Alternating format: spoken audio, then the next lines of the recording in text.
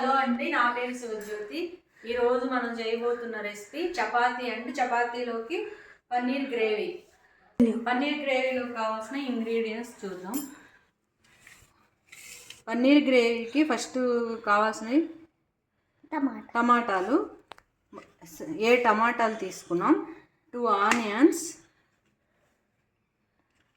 6 పచ్చిమిరపకాయలు, అల్లం,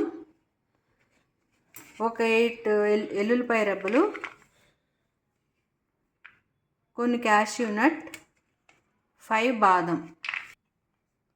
ఇప్పుడు ఈ టమాటాలని, ఈ ఆనియన్స్ వీటన్ని చిన్న చిన్న ముక్కలుగా కట్ చేసుకుని ఎలా ఉడికించాలో చూద్దాం. ఇప్పుడు మనం టమాటా ముక్కలు, ఆనియన్స్, పచ్చిమిరపకాయలు ఇవన్నీ ఇలా కట్ చేసుకుని బాండీలో వేసుకోవాలి.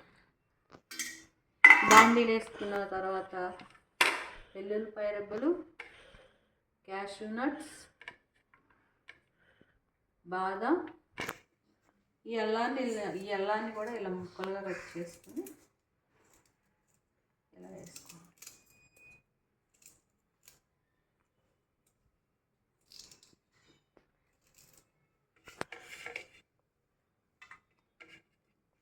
ఇప్పుడు ఈ స్టవ్ మీద పెట్టి ఉడికించుకోవాలి. దీనిలో ఆయిల్, వాటర్ ఏమీ పోయిన అవసరం లేదు. టమాటాలో వాటర్ వస్తుంది కదా, ఈ టమాటాలో వచ్చే వాటర్ అంతా ఎగిరిపోయే వరకు ఉడికించుకుంటూ ఉండాలి. స్టవ్ మీద పెట్టిన తర్వాత ఇది తిప్పుతూ ఉండాలి, ఎందుకంటే అడుగంటుద్ది. అడుగంటితే టేస్ట్ బాగోదు. దగ్గరుండి దీన్ని ఉడికించుకోవాలి. ఉడికించుకున్న తర్వాత ఎలా ఉందో చూద్దాం. ఇప్పుడు ఈ గ్రేవీలోకి కావాల్సిన టమాటా ముక్కలు ఇవి ఉడికేలోపు చపాతీ పిండి ఎలా కలుపుకోవాలో చూద్దాం. ఇప్పుడు చపాతీలు స్మూత్గా రావాలంటే చపాతీ పిండిలో 1/2 టేబుల్ స్పూన్ షుగరు, కొంచెం సాల్ట్ చపాతీ పిండిలో ఎక్కువ సాల్ట్ వేసుకో అవసరం లేదండి, ఎందుకంటే గ్రేవీ ఉంటుంది కాబట్టి సరిపోతుంది. కొంచెం సాల్ట్ వేసుకుంటే చాలు. ఇప్పుడు దీన్ని ఇలా వాటర్ పోసి మొత్తం కలుపుకోవాలి. పిండి ఇలా కలుపుకున్న తర్వాత దీనిలో కొంచెం ఆయిల్ పోసుకోవాలి. ఆయిల్ పోసుకుని ఈ ఆయిల్ ఈ పిండి అంతా కలిసే వరకు కలుపుకోవాలి. చపాతీ పిండిని ఇలా కలుపుకోవాలి. మరీ అంత గట్టిగా కలుపుకూడదు, అంత లూజ్గా కలుపుకోకూడదు. ఇలా కలుపుకోవాలి చపాతీ పిండి. ఇలా కలుపుకున్న తర్వాత దీన్ని ఒక బౌల్లో పెట్టి మూత పెట్టి 1/2 అవర్ నాననివ్వాలి. ఇప్పుడు ఈ టమాటా ముక్కలు, ఆనియన్ ఇవన్నీ ఉడికించుకున్నాం కదా, అవన్నీ ఇలా అంతా వాటర్ అంతా ఎగిరిపోయే వరకు ఇలా ఉడికిన తర్వాత దీన్ని చల్లారబెట్టుకోవాలి. చల్లారబెట్టి మిక్సీ పట్టుకుని పేస్ట్ తీసుకోవాలి.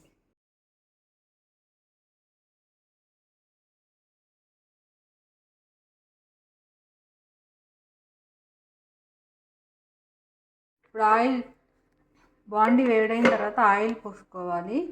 ఈ గ్రేవీలోకి ఆయిల్ ఎక్కువే పడుతుంది, కొంచెం ఎక్కువే పోసుకోవాలి. ఇప్పుడు ఈ ఆయిల్ వేడైన తర్వాత ఇందాక మనం టమాటాలు, ఆనియన్, పచ్చిమిరపకాయలు ఇవన్నీ బాయిల్ చేసుకుని మిక్సీ పట్టుకున్నాం కదా, ఈ ఆయిల్ వేడైన తర్వాత ఈ పేస్ట్ దీనిలో వేసి ఉడికించుకోవాలి.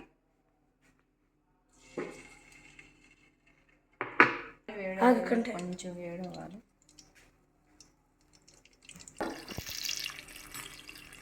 ఇప్పుడు ఆయిల్ వేడైంది.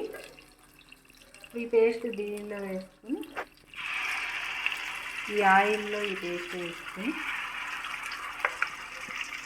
ఉడికించుకోవాలి. అడుగంటకుండా తిప్పుతూ ఉండాలి. ఇది ఉడికిన అడుగంటుద్ది. పేస్ట్ వేసిన తర్వాత దగ్గరుండి దీన్ని ఉడికించుకోవాలి. ఈ పేస్ట్ మొత్తం దీనిలో వేసేద్దాం.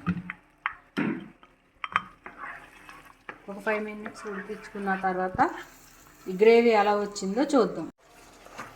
ఇప్పుడు ఇది ఇలా ఉడికించుకున్న తర్వాత కొంచెం ఆయిల్ ఇలా పైకి తేలింది కదా, ఇలా ఉడికించుకున్న తర్వాత దీనిలో 1 స్పూన్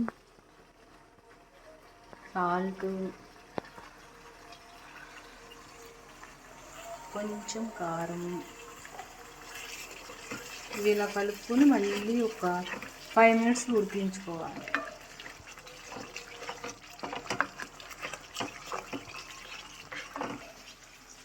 ఇప్పుడు ఉప్పు కారం వేసిన తర్వాత చూడండి ఎలా వచ్చిందో. ఇలా వచ్చింది కదా, దీనిలో 1 టేబుల్ స్పూన్ పన్నీర్ మసాలా వేసుకోవాలి. అక్కడ కొంచెం 1 స్పూన్ పన్నీర్ మసాలా వేసిన తర్వాత అడుగంటకుండా ఇలా కలుపుకోవాలి. పన్నీర్ మసాలా ఉంటే వేసుకోండి, లేకపోతే లేదు. లేకపోయినా ప్రాబ్లం ఏమీ లేదు. పన్నీర్ మసాలా పౌడర్ లేకపోయినా గ్రేవీ సూపర్ టేస్ట్గా ఉంటుంది, ఇంతే టేస్ట్గా ఉంటుంది. పన్నీర్ మసాలా పౌడర్ లేకపోతే కొంచెం ధనియాల పౌడర్ వేసుకోండి. ఇప్పుడు ఇది ఇలా ఉడికిన తర్వాత చూడండి, ఇలా ఆయిల్ తేలింది కదా. ఇలా వచ్చిన తర్వాత దీనిలో 1 గ్లాస్ వాటర్ పోసుకోవాలి.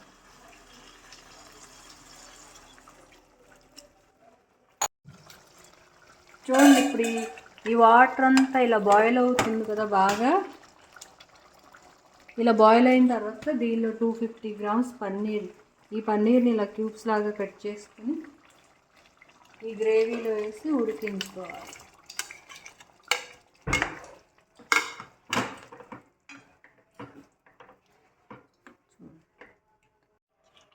చూడండి, ఇప్పుడు పన్నీర్ కూర ఉడికిపోయింది.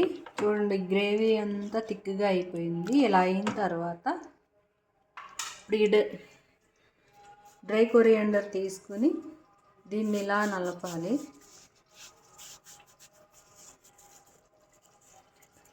ఇప్పుడు ఈ డ్రై కొరియాండర్ని ఇలా నలిపేసి ఇలా తీసుకుని ఈ పౌడర్ని దీనిలో వేయాలి. ఈ డ్రై కొరియాండర్ వల్లే టేస్ట్ చాలా బాగుంటుంది. చూడండి, ఇలా ఆయిల్ పైకి తేలింది కదా. ఇప్పుడు పన్నీర్ గ్రేవీ వేడిగా పన్నీర్ గ్రేవీ రెడీ. ఇప్పుడు చపాతీ ఎలా చేసుకోవాలో చూద్దాం. పిండి చూడండి ఎలా నానిందో. ఇప్పుడు ఇంత చిన్న ఉండ తీసుకోవాలి, పెద్ద వద్దు, ఉడకవు.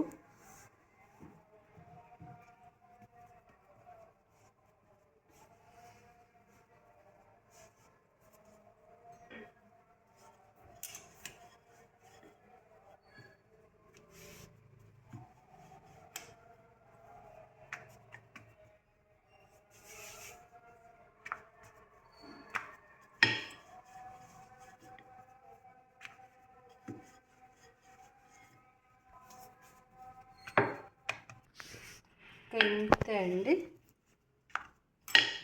ఇలా చేసుకోవాలి చపాతీ.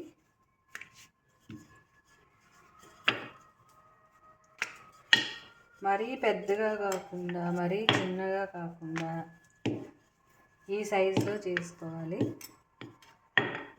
ఓకే, ఇప్పుడు ప్యాన్ వేడైంది. ఇప్పుడు ఎలా కాల్చుకోవాలో చూద్దాం.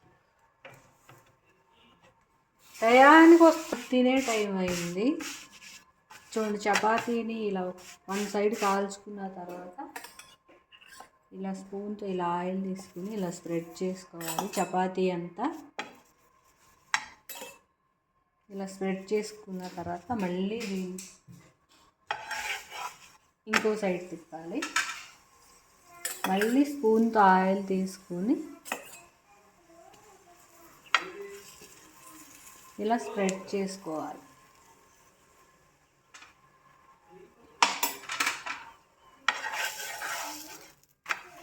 మళ్ళీ ఇలా తిప్పుకోవాలి. స్టవ్ స్లోలో పెట్టి కాల్చుకోవాలి. హైలో అయితే ఇలా కాల్చుకోవాలి. ఇంకా చూడండి, ఇలా ఇంకా కొంచెం కాలాలి చపాతీ.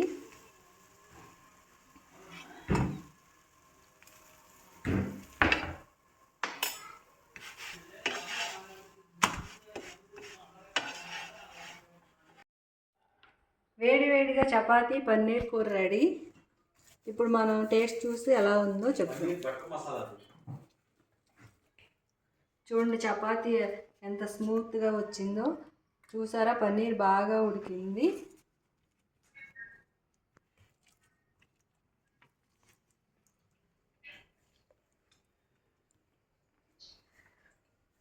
సూపర్గా ఉంది కూర.